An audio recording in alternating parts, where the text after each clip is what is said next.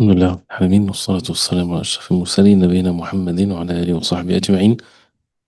We continue inshallah ta'ala from the book of al-Murbi, and we are in Kitab al-Salah, and we're trying inshallah ta'ala before the end of the month to reach right before Kitab the chapter of Sifat al-Salah. So hopefully inshallah ta'ala we'll be able to finish the shurut, the conditions of the Salah. So this is the last part with the conditions of the Salah. Still we have a couple of them left inshallah.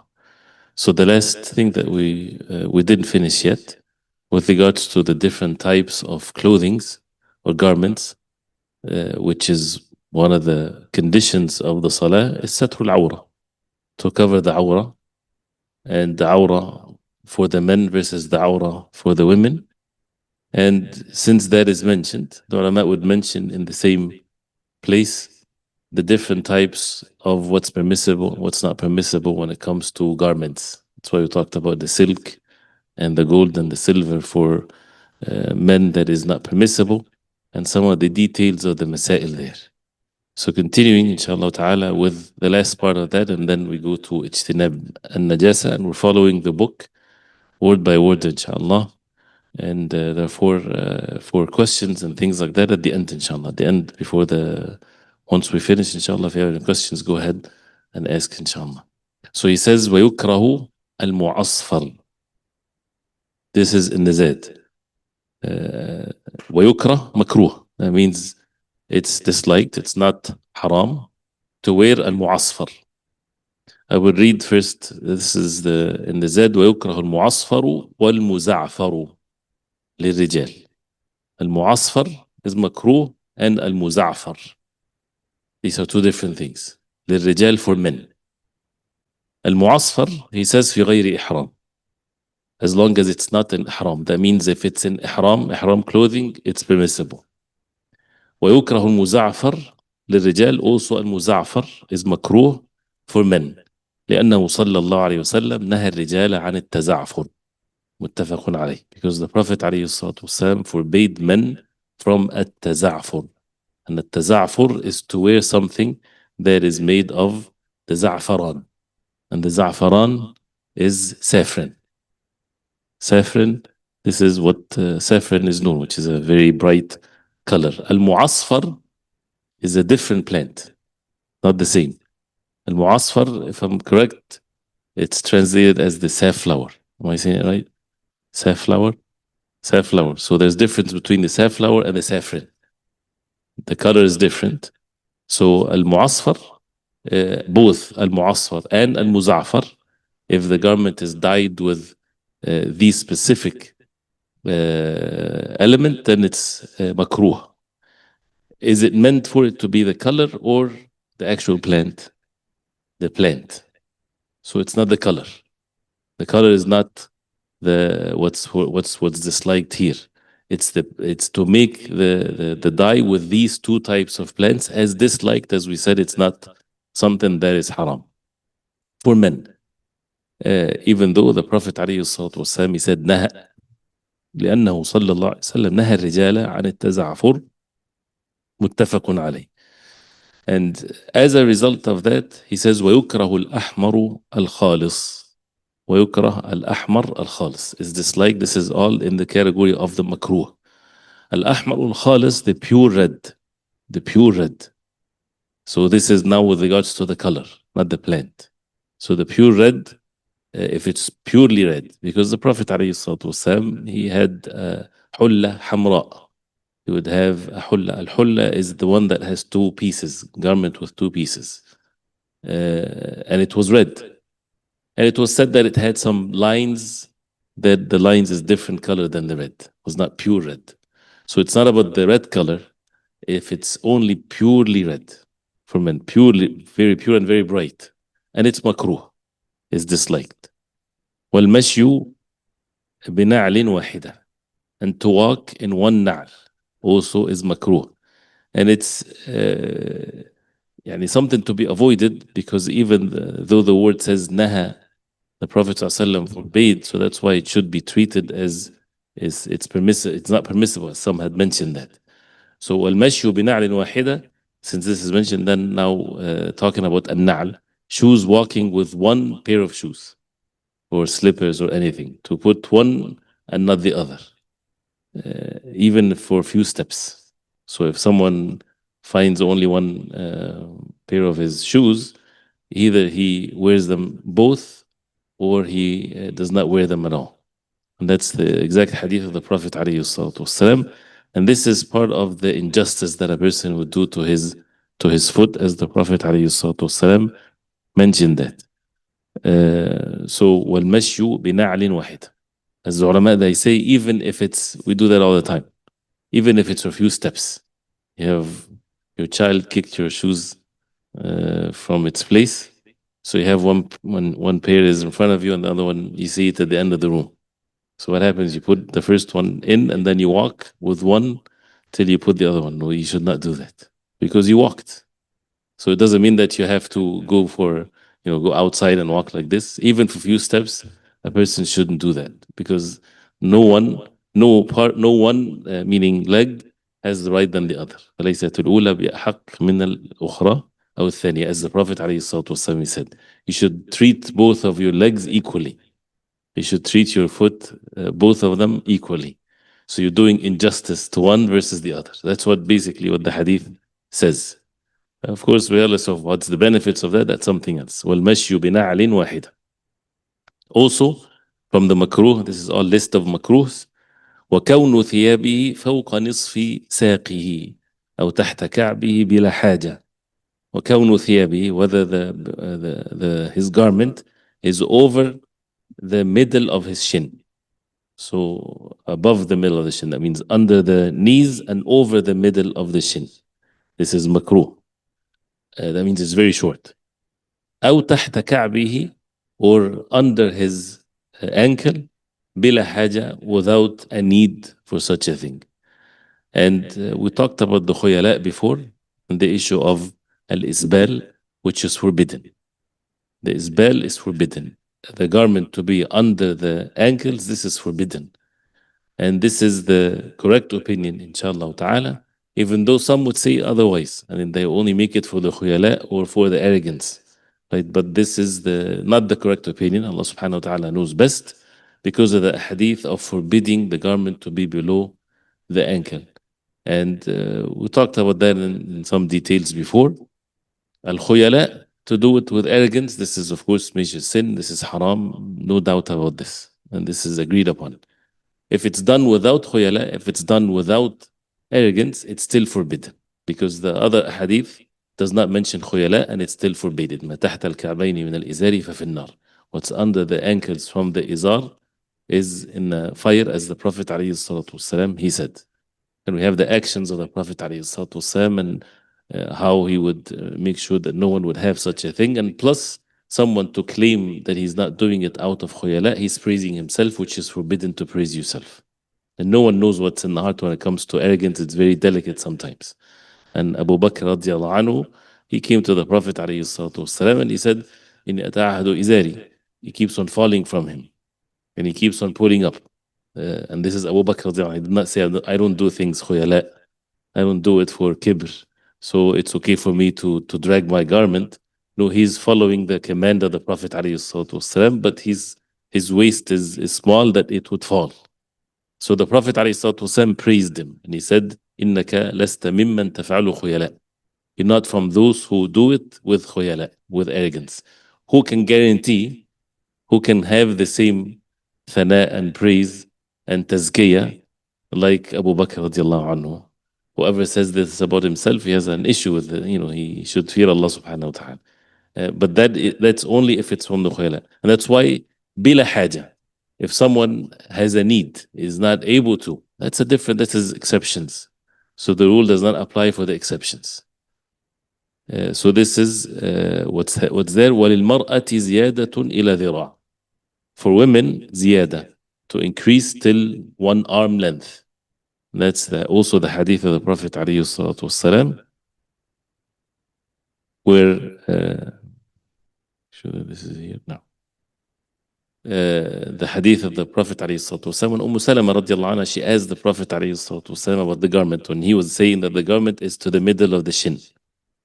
So when she asked about the women, he said, يرخينه شبرا, to lower it down with one hand span. So she said, then the foot will show. So then the Prophet ﷺ said, يرخينه ذراعا, then to lower it one arm length from the middle of the shin, one arm. That means it's going to be dragged. So she asked about the najasa, the impurity. What happens if the garment drags on the ground and it touches impurity? He says it purifies it, what comes after it. That means it does to purify it. So this is وَالْمَرْأَةِ زِيَادَةٌ إِلَى ذِرَاعٍ, to arm length. ويكره لبس الثوب الذي يصف البشرة للرجل والمرأة. ويكره, also it's makruh, لبس الثوب, to wear الثوب, the garment, الذي يصف البشرة, the one that describes the skin. وصف البشرة, that means it's transparent. Not that it's shaping the body. Shaping the body also, it's not permissible, and it depends what part of the body that is being shaped. But الوصف here, transparent of the skin. للرجل والمرأة, for both men and women. Makruh, don't we know that this is haram? It's haram, of course, to wear something that shows the bashara if it's commanded to be covered. So here, with regards to what's not awrah.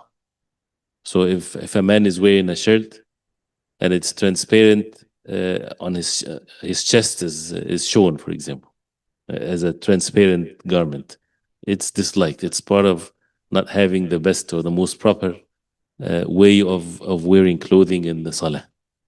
And that it's not referring to the awrah. So not to be understood that it's covering or having a transparent garment that is over the awrah, the private part, it's only makruh. No, of course, it invalidates the salah and it's haram. This is only for the part that is not awrah. وثوب الشهرة. وثوب الشهرة, even though it says here it's makruh, but the hadith of the Prophet ﷺ about ثوب الشهرة is haram.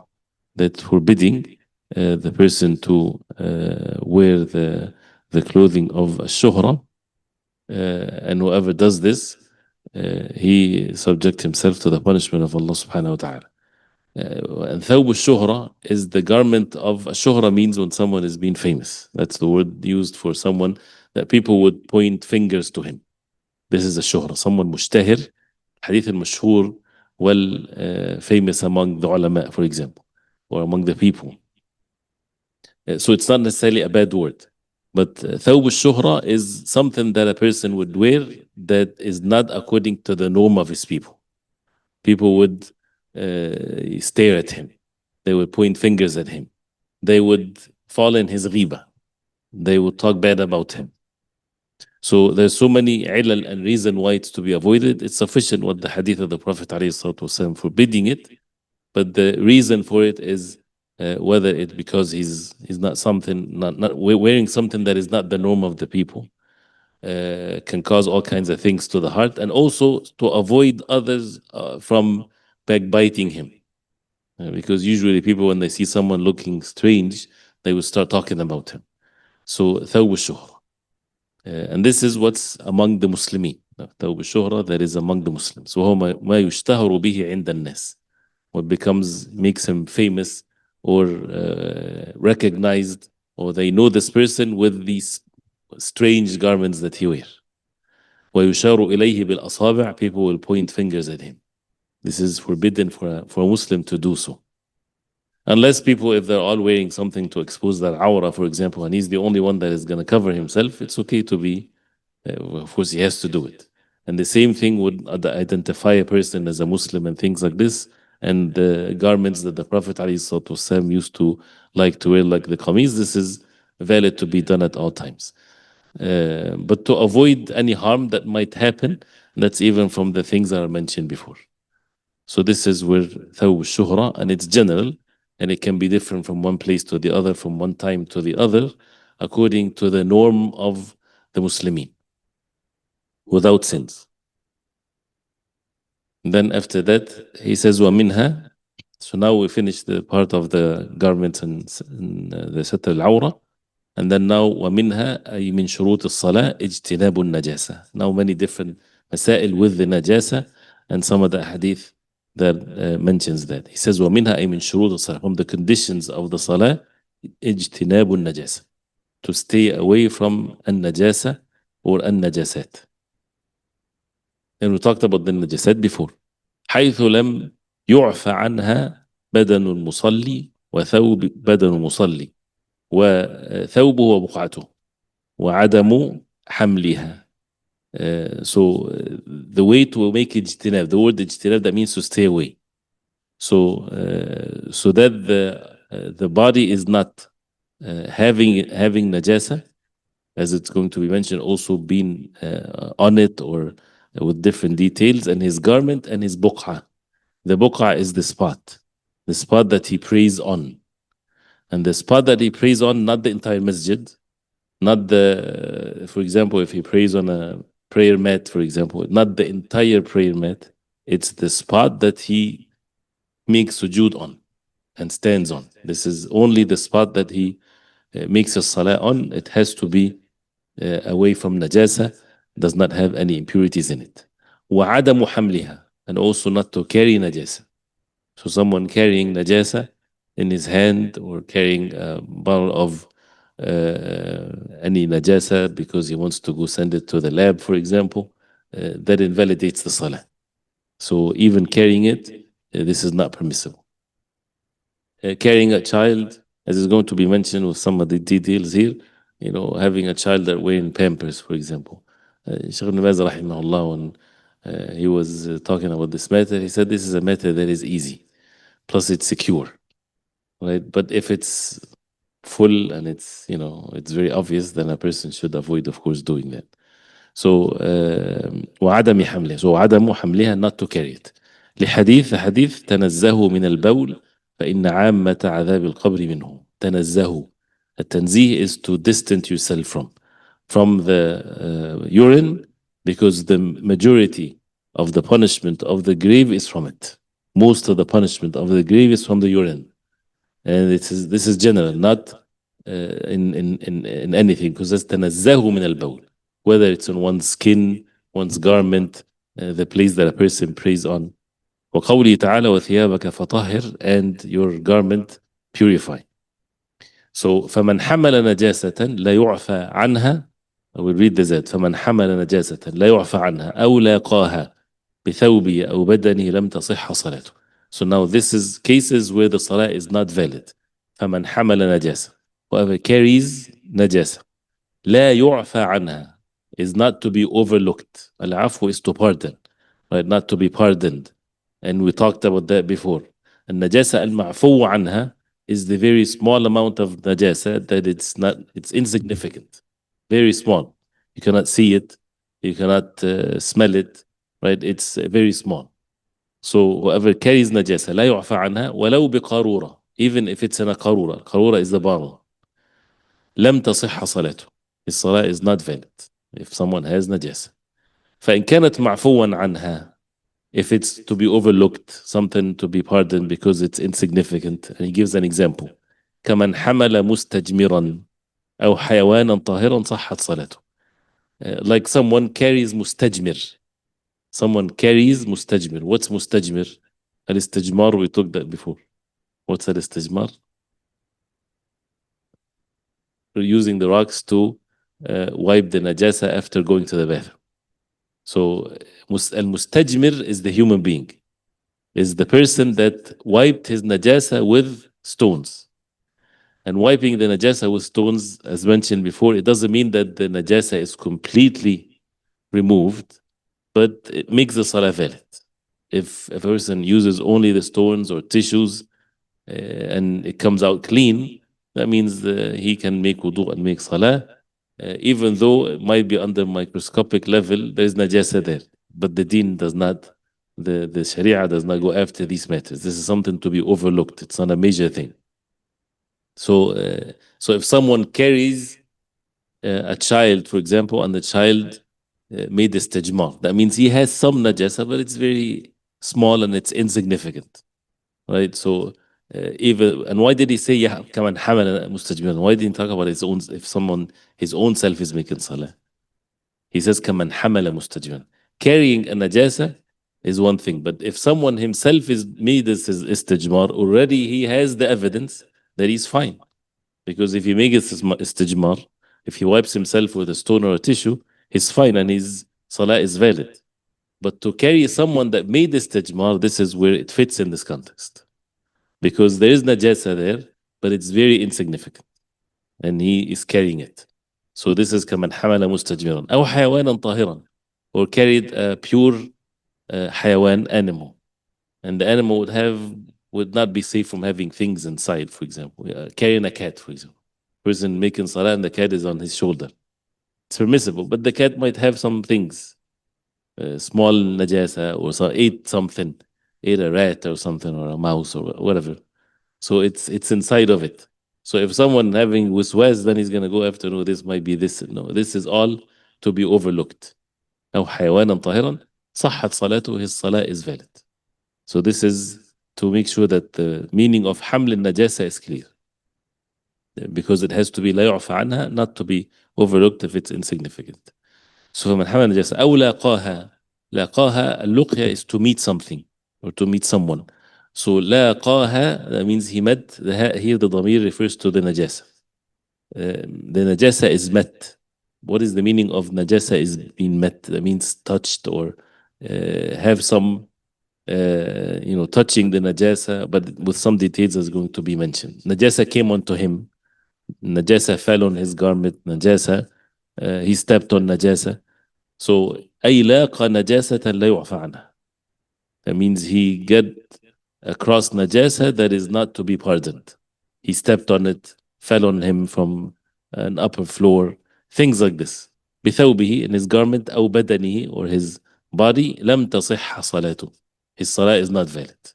لعدم اجتنابه نجاسة, because he's not making اجتناب. اجتناب النجاسة is to stay away from it. So if it comes on the body or the clothing, then his salah is not valid because he has najasa on. But then he says وإن مس ثوبه ثوبا أو حائطا نجسا لم يستند إليه أو قابلها راكعا أو ساجدا ولم يلاقيها صحت. All of these cases here, the salah is valid. إن مس ثوبه ثوبا, if his garment مس means touched. If his garment touched a thawb, another garment that is najis, touched it, only touching. So at the end, صحت, his salah is valid. So this is not in the same category of luqya or laqaha. This is just touching a garment, touching a dry najasa, of course, not something that is wet that makes it also wet. أو حائطا نجسا, touched a wall that has najasa on it, touched it. لم يستند إليه, he did not lean on it. Because if it's najis and he leans on it with his weight, that means the najasa will be on his garment. So touching it only is okay. His salah is valid. أو قابلها راكعا أو ساجدا. قابلها, here faced it.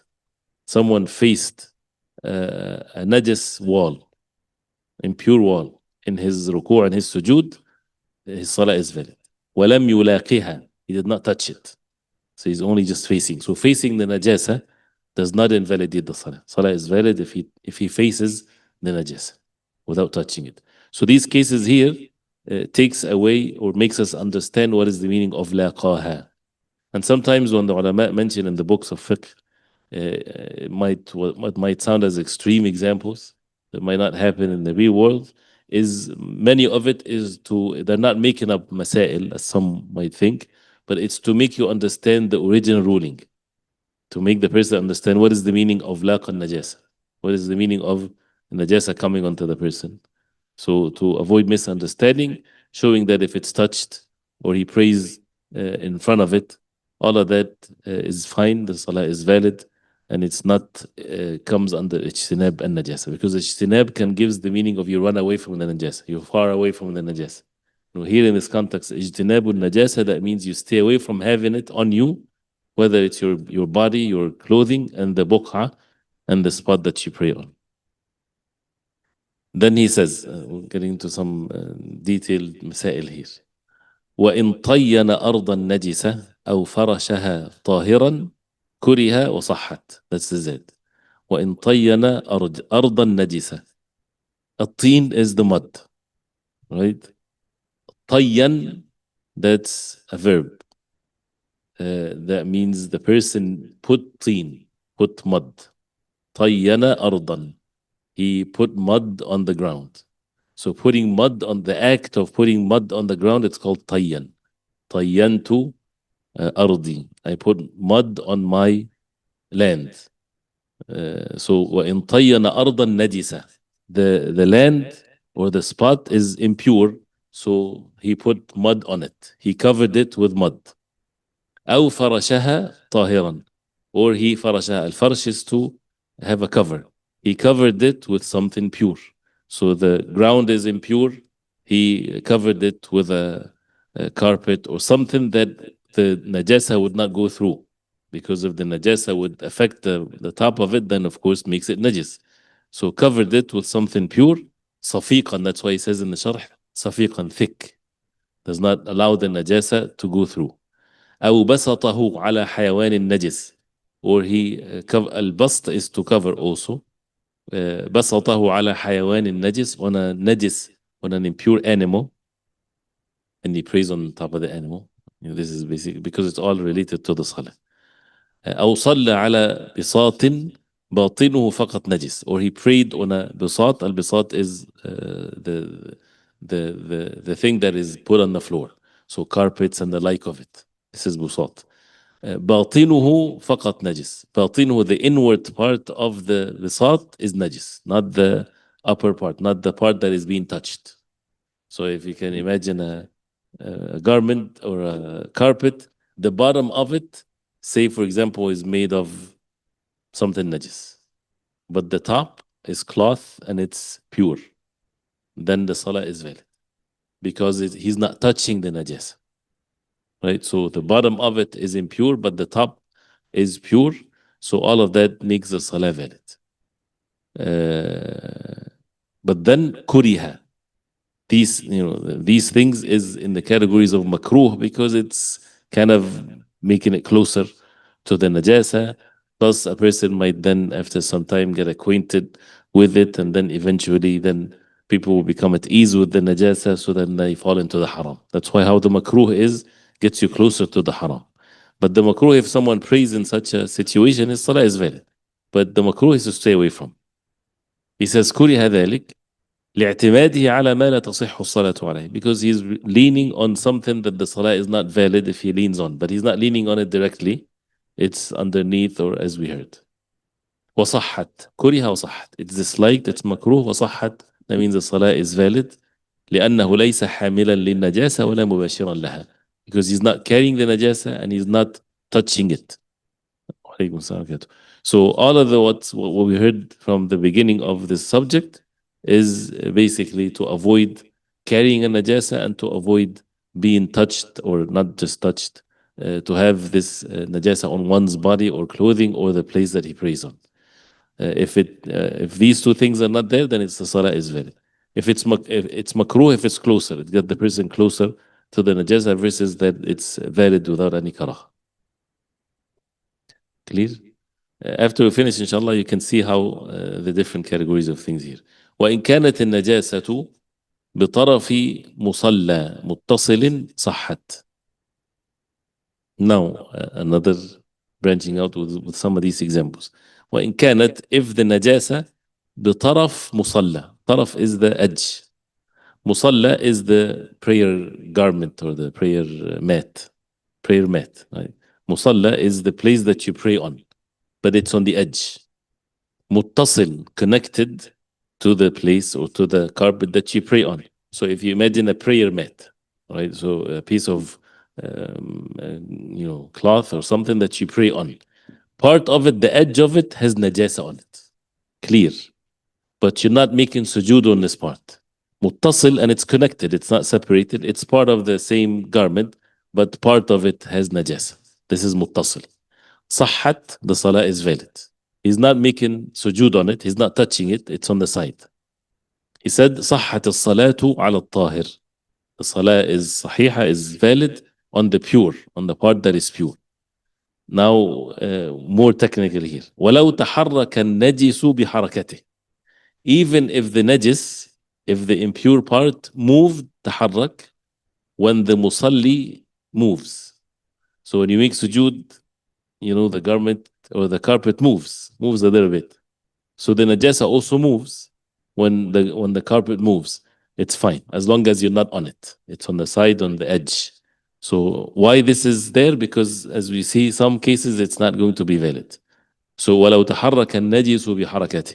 If the najis, if the impure moved, it doesn't matter, the salah is still valid.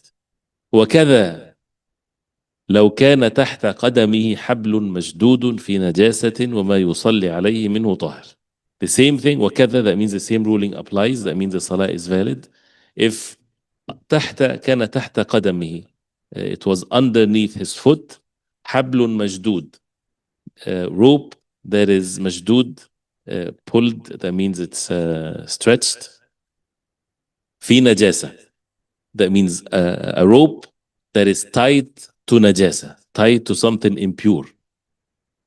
وما يصلي عليه منه طاهر, and what he prays on is pure. What does that mean? Someone has a dog, and the dog is in the leash, and there's the rope, there's the whatever, and he puts it underneath. He doesn't want the dog to run away. Regardless, we're not talking about what's this situation. He has a dog for what reason, doesn't matter. But he steps on the leash. So is it a leash? That's still considered a leash? So that the dog doesn't run away. He's stepping on it, right? And it's connected to, even though the entire dog is not impure, but it's connected to what's impure, connected to some impurity. Say, for example, even if it's, for whatever reason, it's connected to a pig. The pig is impure from head to toe, right? So but he's standing on the rope, and the rope is pure. Salah is valid. Even though there's some connection, right? But the najasa does not go like electricity goes with a wire, right? So if he's standing, this is all to make the mas'ala clear, right? He's not being attached to najasa, even though it's a connection between the person and the najasa. But then there is still some exceptions here. إن لم يكن متعلقا به بيده أو وسطه. But if he has it in his hand, this is now he's stepping on it. What's the difference here? If he has that rope in his hand, he's holding the rope in his hand, and the rope is attached to a ship full of najasa, or an animal that is najis, or he has it around his waist, this invalidates the salah. Why is that? He says, بحيث ينجر معه بمشيه. When this is the case, ينجر, the najasa will be pulled, ينجر, will be pulled with him بمشيه if he walks. فلا تصح. The salah is not valid here in this case. So this is different than if the najasa moved, if it's on the edge of the carpet, right? This is now he's attached to the najasa by something pure, and if he moves, the najasa will move with him, and now he's attached to it. What's the wisdom behind it? He says, and there's a principle in the fiqh that is related to this. لأنه مستتبع لها فهو كحاملها. مستتبع لها. He is مستتبع from التبع, following. He's being followed by it, so as if he's carrying it. It's like when you're, as we said, if you carry a bottle with urine, because you go into the lab and you kept it and you go into the lab, and you kept it in your pocket, and you're in salah. Salah is not valid because you have najasa that you're carrying into in your pocket. What if you have it in a rope and it's hanging down like this? It's the same thing. Even the rope is pure, but you're carrying the najasa. So it doesn't have to be that you're touching the bottle itself. You can carry it with a rope and it's still not valid because you're carrying the najasa. So this is kind of the same thing. You're attached to the najasa and it moves with you when you move. It's very important to see the difference between this one and the previous one. The previous one, stepping on it, it's not moving with him. That's why he's not carrying it. He's not carrying the najasa. All of that is to make clear the mas'ala of carrying the najasa. What constitutes carrying the najasa that invalidates the salah versus someone that is not carrying the najasa. So فهو لأنه مستتبع لها فهو كحاملها. He is like someone carrying it. وإن كان سفينة كبيرة. وإن كان if it's سفينة even if it's سفينة كبيرة, big ship, نجس, has najasa on it, full of alcohol, right? أو حيوانا كبيرا, or a huge animal that is najis. لا يقدر على جره إذا استعصى عليه. A person would say, well, if I move, it's going to move with me, so that means the salah is invalid. What if I'm having it around my waist or carrying it in my hand, but no matter what I do, it's not going to move because it's a big ship? Still not valid. It's not about moving, the actual moving. So he says, وَإِن كَانَ سَفِينَةً كَبِيرًا, even if he's having the rope of attached to a big ship or حيوانا كبيرا, لا يقدر على جره إذا استعصى عليه صحت. Here in this case, صحت, that means the salah is valid. So here it's valid. Why? لأنه ليس بمستتبع له, because he's not following it. It's not following him. So if it's something that cannot follow him because it's so big, then the salah is valid. If it would follow him if he moves, then the salah is not valid. Did I say this clear, or I made a mistake and slip of the tongue? Is it clear? So the issue of haml al-najasa, carrying the najasa, invalidates the salah. But if someone is attached to the najasa with something else that is pure, he has two cases. Either he is not attached to it, like someone stepping on it, the salah is valid. The other case, if he is attached to it in a way that if he moves, it moves with him. And it has to be something that would move if he moves, even if he doesn't move. So a small animal, something like this. But if it's something so big, as he said here, the case of a big ship, and he's attached to it, carrying it and carrying the rope in his hand around his waist, but no matter what he does, it's not going to move, then salah is valid in this case. He's not carrying the ship, right? He cannot carry the ship. The ship is huge. So it's about carrying the najasa. If it's something big and he's attached to it, he's not carrying it. Because if he moves, it doesn't move with him. Clear? If you don't mind, let me just finish this one, because it's all one related to the other. I want to finish this last paragraph. وَمَنْ رَأَى عَلَيْهِ نَجَاسَةً. Well, maybe we can stop it. Sorry, it's 9:15, right? So this is a different مسألة. وَمَنْ رَأَى عَلَيْهِ نَجَاسَةً. Even though we wanted to mention, but alhamdulillah. طيب, first of all, is this clear like this? Should we? Go ahead.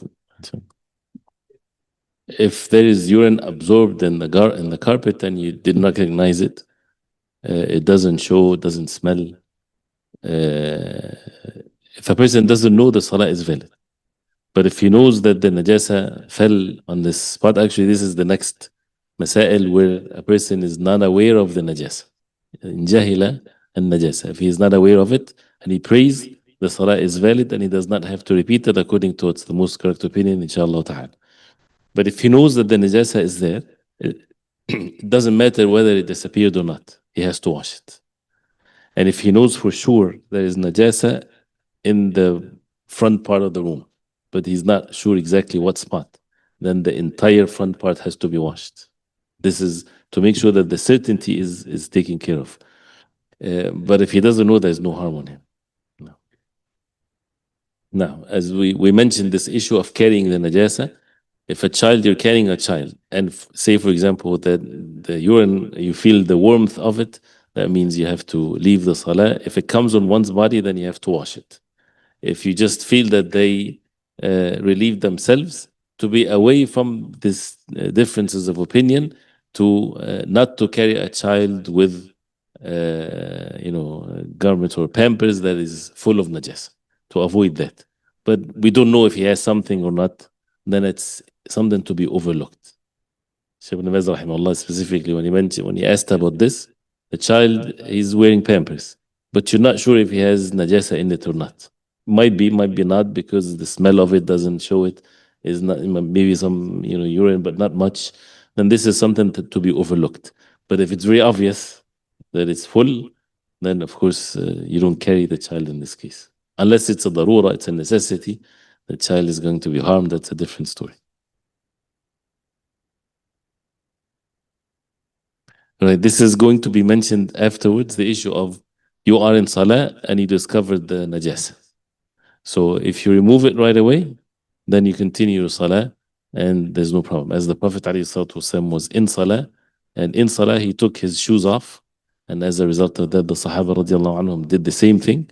So after the salah, they asked the Prophet ﷺ, he asked them, why did you take your shoes off?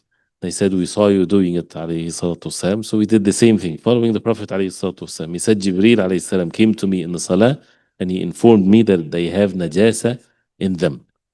So the point here is that the Prophet ﷺ took his shoes off and did not start the salah over. He continued the salah. That means part of the salah, he prayed with the najasa, wearing a shoe with najasa. Any questions from... okay, here's some question. First of all, the attendance code is al-isbal. Al-isbal is the attendance code. What is the meaning of ista'sa? Ista'sa, from the ma'asiyah, the sin. But here ista'sa, that means it becomes very difficult for the person. So very difficult for the person to what was the sentence that we had ista'sa on? The last one. نعم لا يقدر على جره إذا استعصى عليه. The big ship. استعصى عليه, it's so difficult for you to pull a ship. So this is the criteria of what carrying the najasa or not through a pure medium like a rope, for example. So the ship is obvious, the big animal is obvious. What if it's something else?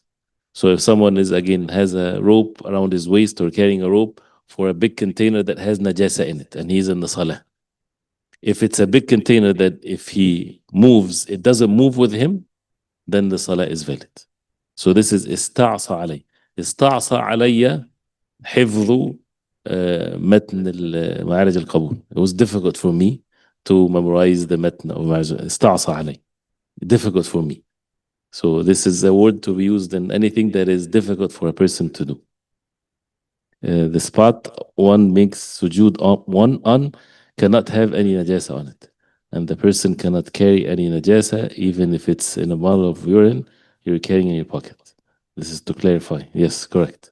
What is the maximum amount of the mutun do you want us to be able to read from memory in one memorization test? Would we need to be able to read the whole book from memory at some point? MashaAllah, if someone is ready to do this, just tell me beforehand and we'll arrange something, inshallah. But usually, it's whatever we reached from the book, this is valid. If someone didn't do anything from the very beginning, then we can make it into different sessions, inshallah, so that it's all done, inshallah. So mention that if you want to do more. I can tell you, for example, stop at this point and we'll continue, inshallah, next time. About the Taraweeh Salah and the child is crying and the diaper is full, should they leave the Salah to pick up the child when in the masjid? Wallahi, this is to avoid the harm for the people in the Salah. This is something that is to be considered, yes. And that brings the subject of having children that are very young in the masjid. You're making it difficult for the children, for the most part. Children, especially when they're that young of age, you're not making them attached to the masjid. They're unaware of how things are. So it's best to keep them at home and for the mothers or so to seek rewards from Allah subhanahu wa ta'ala. She's, inshallah ta'ala, will get the rewards. But with regard to that specific situation, if it's harming the people in the masjid, of course the najasa, if it's leaking, then yes, you have to leave and to remove this najasa. But if the najasa is not leaking, and the child is just there, then it depends on how harm that is causing to the people in the salah. Then yes, in some situations where you have to leave the salah to clean the matter and then to come back. Allah. Or if you are sitting in salah and a child comes and sits on you with najasa. If this is the case, and a nice way that you put him onto your side, these moments that you had the najasa on, it does not invalidate the salah immediately. It's like when your awrah shows, if it shows and you cover it, your salah is valid. But if you continue to have it, that's where the issue is. But you have to be certain that he has najasa. Not the fact that he's a child, that means he's more likely to have najasa, no. If it's more likely to have najasa, it's still the salah is valid. But you know for sure that he has najasa. Then to avoid it, then the salah is valid in this case. Allah أعلم. نعم وبقعته. The بقعة. البقعة is the spot. نعم. وبقعته بقعته the بقعة of the musalli. Here the ضمير refers to the person making salah. His بقعة. Your بقعة is different than my بقعة. So if there's a najasa in the masjid, it does not invalidate the salah of everyone. Only the spot. So the exact spot that the person is praying on. طيب we'll stop here inshallah because of the salah. وصلى الله وسلم وبارك على محمد وعلى آله وصحبه وسلم. سبحانك اللهم ربنا وبحمدك أشهد أن لا إله إلا أنت أستغفرك وأتوب إليك.